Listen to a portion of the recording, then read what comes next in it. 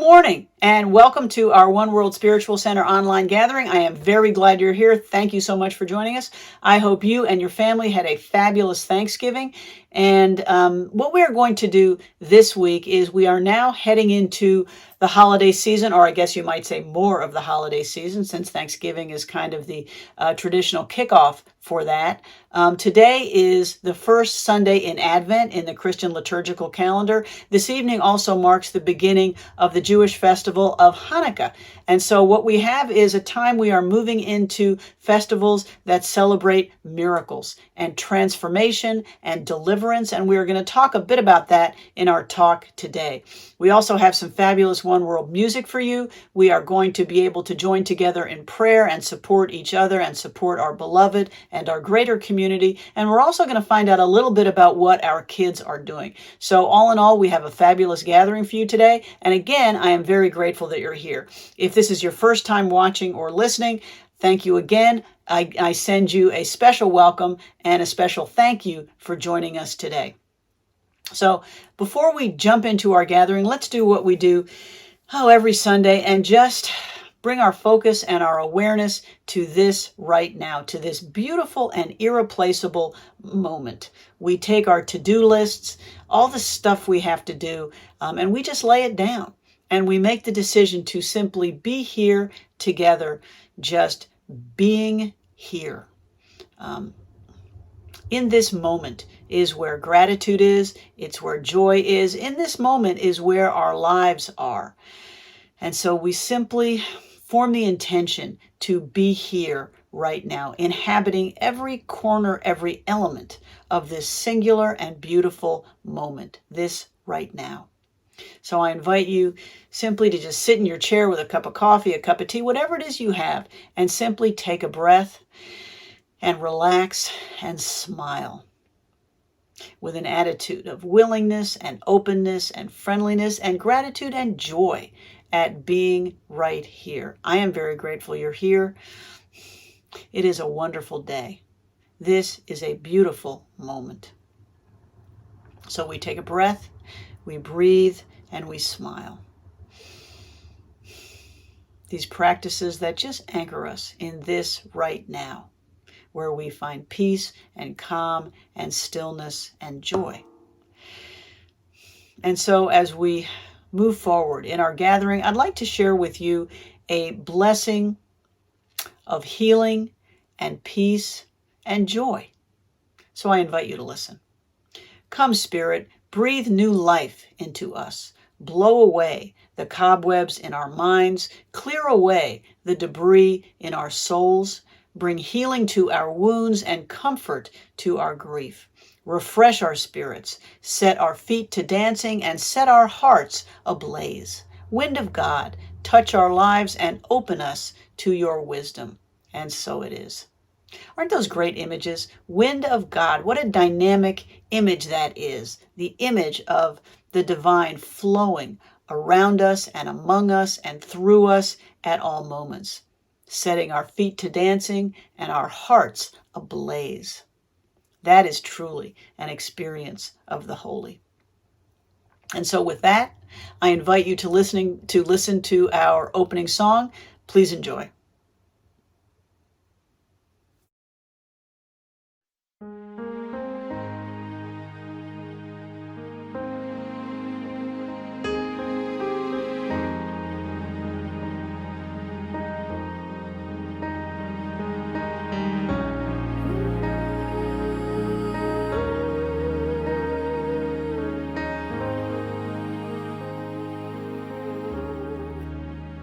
Be still and know that I am God. Be still and know that I am. Be still and know that I am God. Be still and know. Be still and know that I am God. Be still and know that I am. Be still and know that I am God. Be still and know.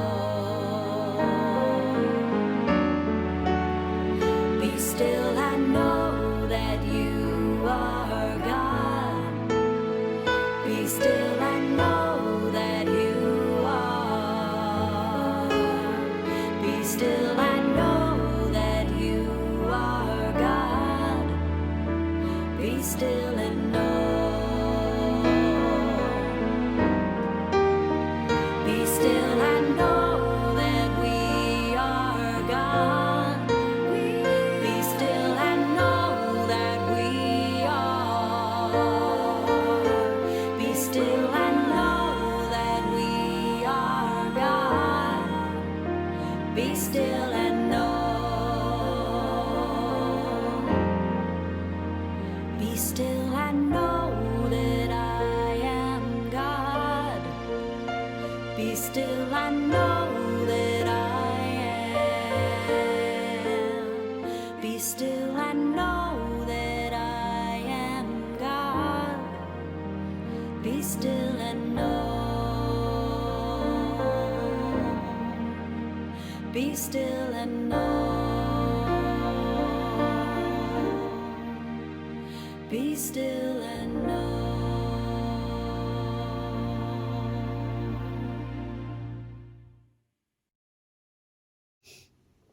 Let's take the next few minutes and join together in prayer and reflection. This is our chance to join our hearts and our energies together in communal prayer, which is a very powerful thing. It's a chance we have every week to simply sit and hold each other in our hearts and in our love and in our light. And that is a wonderful opportunity. So I invite you to take a deep breath. Just relax wherever you are seated with your feet just on the floor. And just take a deep breath, shifting your awareness from your busy mind down to your heart space. Smile. Continue to take those deep and calming breaths, and simply be willing to join your heart and your light with all others watching or listening here in support of each other, in support of our beloved, and in support of our greater communities, our world, all beings, so that all may be at peace and renewed, comforted and healed. Take another deep breath and smile as we join in this moment of prayer together.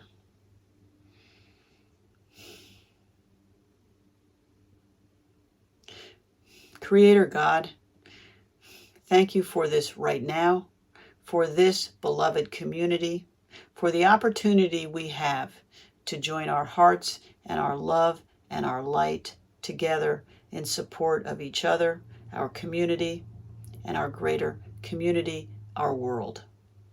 We are grateful for this right now. We bring our hearts, our gifts, our joy, our creativity, all that we are, all that we offer to this moment, to see a rise in consciousness in our world, to see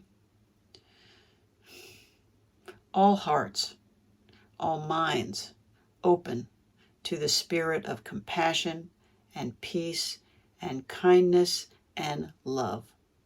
We see a world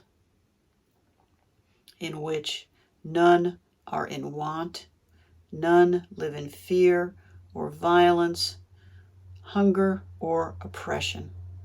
We commit to doing all that we can do to see such a world. In our own corners, in our own lives, we live the energy of peace and love, understanding and compassion. We are grateful, we are willing, and we say yes, and so it is. And together we say, Amen.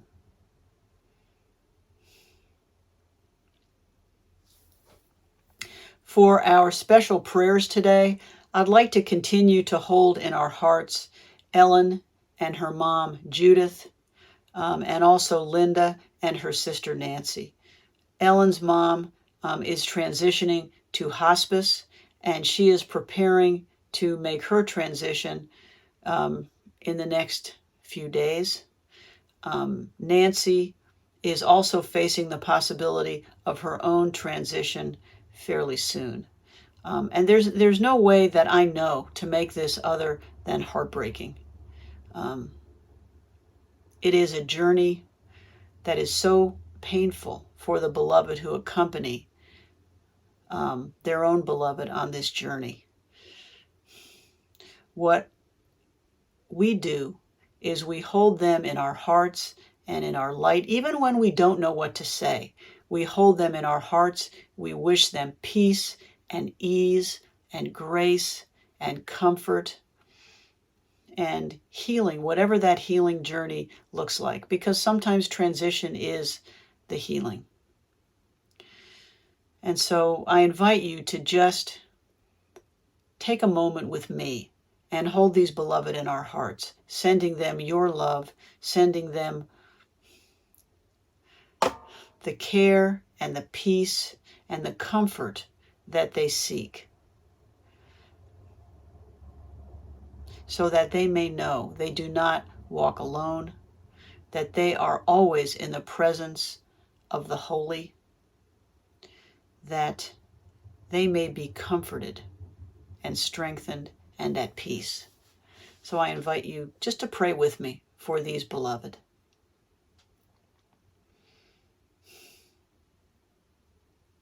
Sweet Spirit, as our beloved Judith prepares to make her transition, we hold her in our heart, and we hold Ellen and their whole family in our light and in our love. We send our prayers for peace and comfort and a transition that is speedy and full of grace and ease and love. We recognize the heartbreak, and we hold all these beloved in our hearts.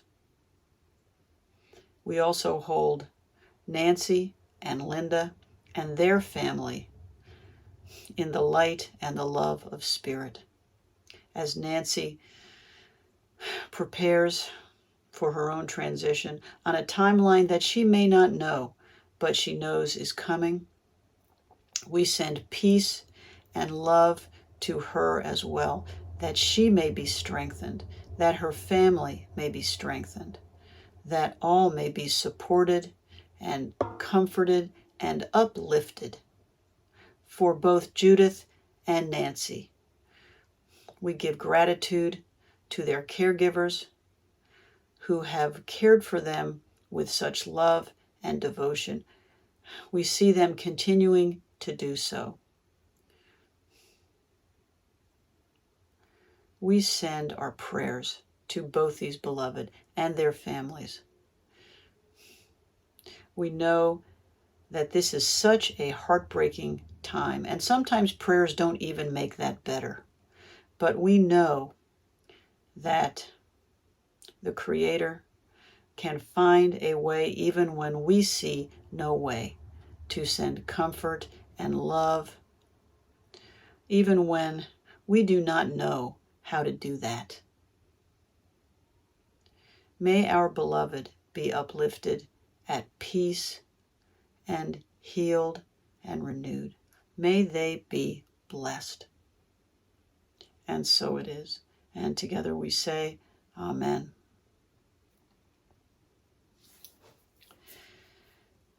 So if you have a beloved on your heart, or a challenge coming up, a circumstance in your life which weighs on you, let's just take a moment and use the next few seconds for each of us to place into the circle of our loving energy whatever is on your heart, knowing that it will be heard, knowing that healing is coming, knowing that we are not alone as we walk through the challenges we all face.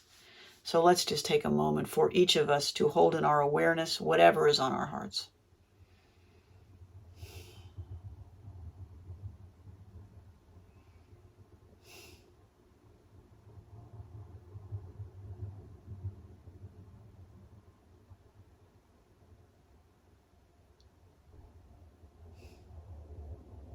Sweet Spirit, we know that every name, every circumstance, every concern is heard, and we give thanks for healing and renewal that is to come.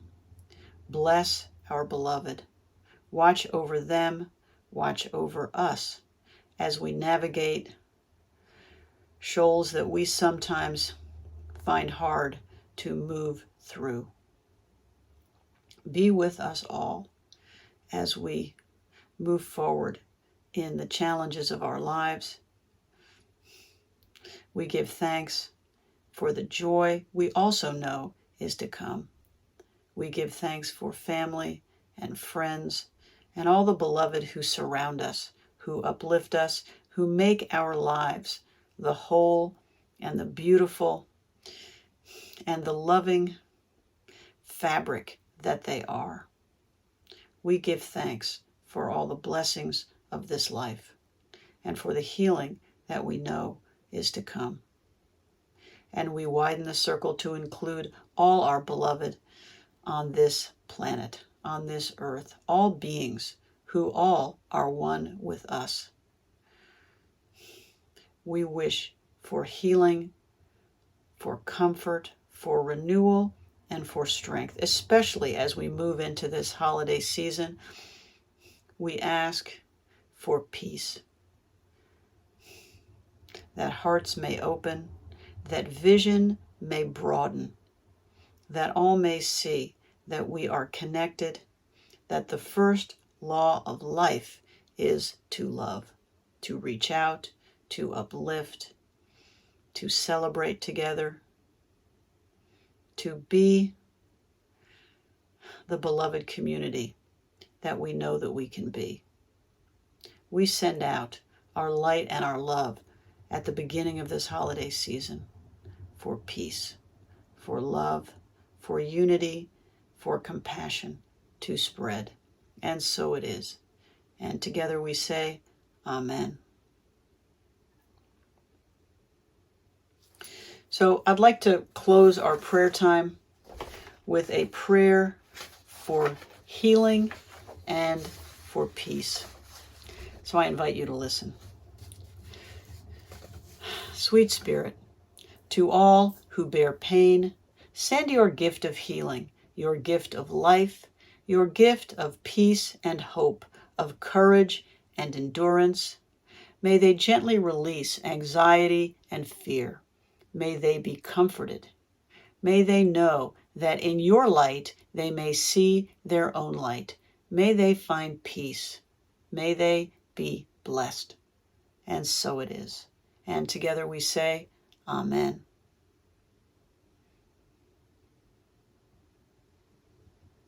And so, moving forward in that energy of healing and peace and blessing, I invite you to listen to our special music, followed by our talk on the miracles of Hanukkah and a little bit also about Advent. So please enjoy. Kol ha-neshama Alleluia, Alleluia. Kol ha-neshama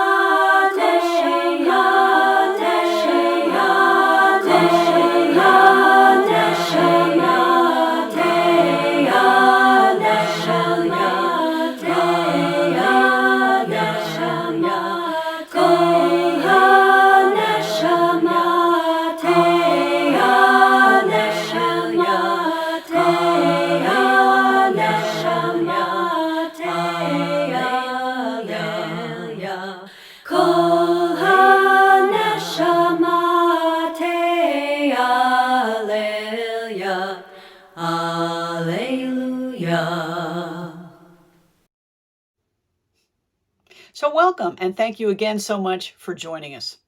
So Hanukkah, the festival of lights, begins today and continues until sundown on December 6th. This is a holy season for millions around the world, many of whom, like many of us, are looking for light in a landscape that seems all too dark. What are we facing? All of us face not only individual issues in our own lives, but also uncertainty about the future, growing political and social divisions, continuing COVID pandemic with new variants we are now reading about, economic instability, environmental fears, problems just on a global scale sometimes seem just insoluble. We need this holiday season. We need it now to remind us that the light returns and miracles happen. This Sunday is also the first Sunday of Advent, which is the beginning of the Christian liturgical year. Advent usually does not get a lot of press. We just finished Thanksgiving. We are zooming into the holiday season, the shopping season. But Advent has a rich spiritual tradition worth talking about. It's a season in which we prepare for the coming of the Christ. It's a very active season. It's a time of preparation, reflection, gestation, a time of waiting in a dynamic sense for the miracle of birth, of rebirth to happen. It's a season in which we prepare for the coming of the Christ. Now, that means different things to different people. Many believe we're waiting for the birth of that singular Savior, that individual. Others, with a more metaphysical view, celebrate the coming of what we call our Christ consciousness, our own awakening to the divine at our very essence. Either way, this is a season in which we prepare for the miraculous, our own awakening to the truth that the holy is at work in us and through us and around us. Hanukkah is also a story of miracles, of transformation, and of divine deliverance. Now, there are two ways to look at the Hanukkah story, but first, let me tell it to you. In the 2nd century BCE, the land now called Israel was part of the Syrian Greek Empire. The Jewish people were subject to King Antiochus IV, a despot, and a tyrant who wanted to wipe out all Jewish religion, all Jewish thought, any evidence at all of this Jewish tradition. He wanted to impose a common religion throughout his empire. He destroyed the temple. He refused to permit observance of Jewish practice and custom. So a Jewish rebellion crystallized around a leader named Judah Maccabee, or Judah the Strong. It was not a large force. However, although Antiochus sent tens of thousands of soldiers, the much smaller force of Maccabees defeated him. If you want to read about this, you can read about this in the book of Maccabees. It's in what's commonly called the Apocrypha, and it is a wonderful story which you can find there. So that is the first miracle celebrated during Hanukkah, the defeat of a larger force by a dedicated group fighting for the right to worship in their own way, and indeed fighting for the very survival of their entire way of life, their entire tradition. The second miracle, and the primary miracle celebrated during Hanukkah, unfolded when the Maccabees returned to the temple to cleanse and rededicate it. The Syrians and the Greeks had defiled it, clearing out the idols, destroying the altar. Because the gold menorah had been stolen by the Syrians, the returning Jews made one of cheaper metal. However, when they began to light it, they found only enough purified oil for 1 day. It was not enough. However, in faith, they lit it nonetheless, just enough oil for 1 day. However, the oil continued to burn for 8 days until new oil was available and purified. In memory of this miracle, Jews today light the menorah for 8 days, celebrating the miracle of the oil, God's message that they were delivered out of the darkness. They were delivered from bondage. They were delivered to a place where they could live their lives and celebrate their own traditions.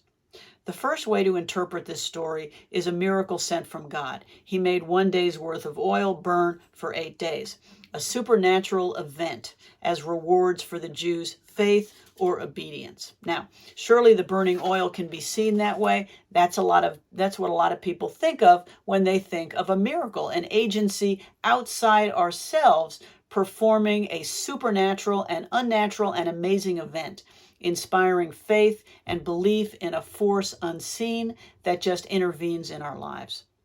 There's another way to look at this story, and I think it's this way that gives the story its lasting meaning and resonance for so many. On a symbolic level, stories like this remind all of us that at the end of a long darkness, light is coming. At the end of a period of oppression and suffering, light appeared and remained. The Hasidic master Yehuda Aryeh Leib Alter taught that the lesson of Hanukkah is not that Jews need to light the candle, but that our place is to be the candle. The Hanukkah message is that we are to bring light to places of vast darkness. As he puts it in discussing Hanukkah, a human being is created to light up this world. The book of Proverbs teaches us that the soul of man is the lamp of God. What this means is that ultimately our task is not to light candles, but to simply be that light ourselves, to be the candle, bringing light to darkness where we can. We have the potential to be the light that brings the presence and love of God back into a world that sometimes seems to have gone dark. That includes our own worlds. In the past few months, we've all seen, and we've all done it ourselves, seen family and friends facing challenges and transitions, and we've done it ourselves. It's been a very tough year. Death, COVID, sickness, job loss, dislocation, family disruption, all these are disturbing and challenging and way too common in all our lives. I've seen many friends and family just with a dark cloud kind of hovering over them. Things have seemed so difficult. The lesson of Hanukkah is that light continues to shine in dark places if we take the step to light the first candle. As Michael Strassfeld writes, in lighting our menorah, we ignite the flame in our souls, the spark that cannot be extinguished, that will burn not for 8 days, but for eternity. That's important. We are not passive observers of divine action in our lives, whether we call them miracles or not. We are co-creators. When we are the light, we are co-creating. When we commit our energies, our best minds, our biggest hearts to being the light in dark places, that is when miracles can unfold. Before that oil burned, that oil that was only meant to burn for 1 day, before it burned for 8 days, the Jews lighting it had to have that light in their own hearts to light it, knowing that this miracle could happen. You bring the light to the situation that you are in, and miracles unfold. The Maccabees did not sit back and ask God to eliminate the Syrians. They didn't look at the empty menorah and ask God to make oil appear and burn. They committed body and soul fully and completely in faith and in the certainty that God was with them. That is at least one of the lessons of this story. Co-creation is not for those who are only half in. Perhaps a miracle is not a big show put on by the divine for us to observe in awe and amazement so that we'll believe in a power larger than us. Perhaps a miracle is those moments when we decide without fear and with certainty of who we are that we can be the light. So many of you are familiar with A Course in Miracles and its own definition of a miracle, which I love. The Course teaches that a miracle is a shift in perception from fear to love, from what is unreal to what is real. The Course teaches miracles occur naturally as expressions of love. The real miracle is the love that inspires them. In this sense, everything that comes from love is a miracle. The peace of God comes in knowing what is real, and that is love. That's it. This view of what a miracle is challenges us to be that love, to be co-creators and miracle makers, reflecting the truth of ourselves as perfect and beloved children of God. The truth of our essence is that we are made from love, and every time we make the choice to live from that knowledge, we participate in a miracle. And sometimes it can be so hard. I mean, sometimes it just seems like the darkness is going to swallow us up. I've had those moments myself. But in those moments, we each have the opportunity to decide to be that light, even when it's hard. That's the time when we most need to do it, to realize that the holy is always there, that we always have that opportunity to be co-creators, to be the candle and be the light. In this holiday season, we give ourselves permission to look for that miracle, to be miracle makers for ourselves and for others. When we make that shift in perception, when we realize that even no matter how we feel, we contain that light that will not go out, that it is the same light carried by me and carried by each of you, we experience and we share a more hopeful world. As A Course in Miracles teaches, love waits on welcome, not on time. We don't have to wait for the right time, the convenient time, when we're not busy, when it's just a better time, when we're not mad, when we're not hungry or working or otherwise occupied. We simply say yes. We simply say, I welcome that opportunity to be love. This is a truth we know early on, and which, as we grow up, we sometimes just forget. We are born unafraid, ready to love and be loved just as we are. That complete and wonderful soul is still there. It is still within each of us, intact and perfect, just waiting for us to take a breath and awaken and wipe away the years of barriers and roadblocks and experiential stuff that we accumulate and carry with us like a bag of rocks we never lay down. If we are lucky, we meet those along the way who show us our true nature, who act as what Wayne Mueller called strong companions and clear mirrors to reflect back to us this truth. That's one of the values of a community like One World, is we can each be for each other clear mirrors and strong companions, reflecting back to each other the truth of who each one of us is, even if sometimes we don't remember it and we don't feel it. In this season of miracles, the lesson we learn is that we each have the ability to bring that light of miraculous joy into the lives of each other, into the lives of other people. As we choose to see the truth in ourselves and each other, we release judgment, fear, and assumptions. This holiday season reminds us that our perceptions of peace working through us can translate into a world of peace. Look around at your favorite holiday story. Isn't that the plot line in each of them? It's a shift in perceptions. Isn't that what our favorite, for example, Christmas stories are about?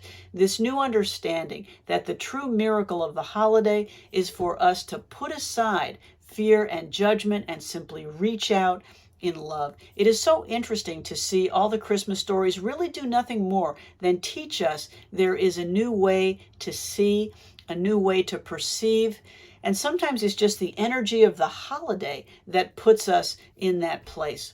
Look at A Christmas Carol by Charles Dickens, one of my favorites. Ebenezer Scrooge turns from a miserly old curmudgeon into a loving and a giving soul purely by a change in perception brought about by the visions given him that Christmas Eve night. We all remember the scene in which he told his first visitor, Jacob Marley, "You were always a good man of business, Jacob," the highest accolade you can give. "You were always a good man of business, Jacob. The ghost wailed and rattled his chains and said, "Mankind was my business. The common welfare was my business. Charity, mercy, forbearance, benevolence were all my business. The dealings of my trade were but a drop of water in the comprehensive ocean of my business." He had managed to see life differently. So how about that other classic, It's a Wonderful Life? Old movie, great movie, classic. So here's George Bailey, who thought that his life was small and meaningless because he's just in this little town. He had given up his dreams. He felt trapped in this small town life. So he decides to commit suicide. And a very unlikely angel is sent to show him the truth of who he is and what he really means to other people. He realized the amazing gift that he had been given just in his ordinary life and the many loving connections he had in his family and in his community. He realized what a difference his being there made. The same is true for each of us, and sometimes we don't even take the time to think about it. So in this time of miracles, let's ask ourselves, how do we look at our world? How do you look at your world? Do you realize the difference that you make? This holiday season invites us to re-examine our own judgments, dig deep for the truth of who we are, and share it with others. How do we shift our focus from fear and separation to love and to peace? This season reminds us that it is our birthright to be miracle makers ourselves. Let's take this season to realize, to live the truth that every connection we make is a moment in which we can be a miracle to each other. So, have a blessed Hanukkah as we move forward into the rest of this holiday season. I look forward to sharing it with you. Thanks again. I hope you enjoyed our music, and I hope you enjoyed as well our talk as we move into this holiday season of miracles and blessings and deliverance. So this is our opportunity to give our gifts and our tithes in support of One World. And as I say every week, I just want to say thank you so much. We are so blessed by your continuing support, your continuing commitment to the work of this organization. We bless these gifts and we commit them to the continued work that we do to bring the message of peace and love and compassion to the world using the language and the imageries and just the richness of the world's enduring faith traditions. We are very grateful. Thank you so much. Thank you so much for your ongoing generosity. You can easily donate to One World. Just go to our website, click on the Giving tab at the top, then the Donate link, and then this page will appear. And as you can see, there is a large Donate Now button in the center. That will take you to our giving app called Tithely. Or you can send a check to the address shown in the center of the page. Or you can also give using the PayPal link.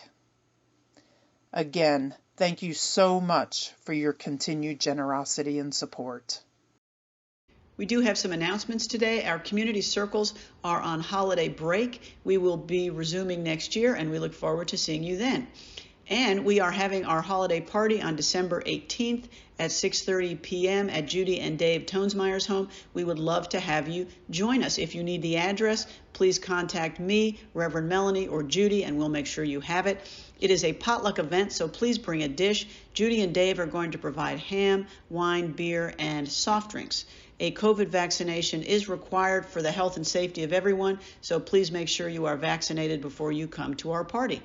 Please RSVP to info@oneworldspiritualcenter.net or to me, Reverend Melanie, by phone or email by December 13th so that Judy and Dave will know how many are attending. Again, many thanks to them for hosting our party.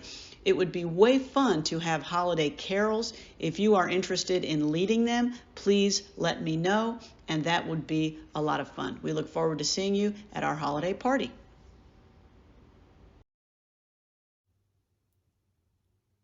Let's take a minute and focus on our kids. this week on their 10:30 Sunday call, they talked about gratitude. They talked about giving and receiving. And the lesson that they explored was how, when you open your eyes to all you are able to give, to the many blessings around us, you become truly aware of the presence of the holy in every aspect of your life. You learn that you can be a blessing. What a wonderful message. What a wonderful lesson for our kids. We are so grateful to each one of them for the creativity and the wisdom that each one brings. We're also very grateful to Reverend Rebecca Johnson, our youth director, who brings such a wonderful vision to this program. So let's take a minute and bless our kids and tell them that we see the divine in each and every one of them together. We love you. We bless you. We appreciate you, and we behold the divine in each and every one of you, because we do. Thank you so much for being here this Sunday. I hope you enjoyed our online gathering. We will be back next Sunday. In the meantime, have a wonderful and a blessed week, and I look forward to seeing you then. Hit it, boys.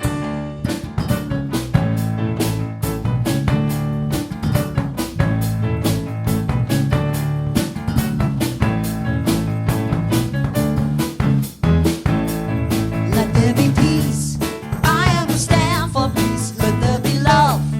I understand for love. Let there be joy. I understand for joy. We are making a new world now. Let there be peace. Peace. I understand for peace. Let there be love. Love. I understand for love. Let there be joy. Joy. I understand for joy. We are making a new world now. We are making a new world now. We are making a new world now. All right. Have a great week, everybody, and we will see you next time, same place, same time.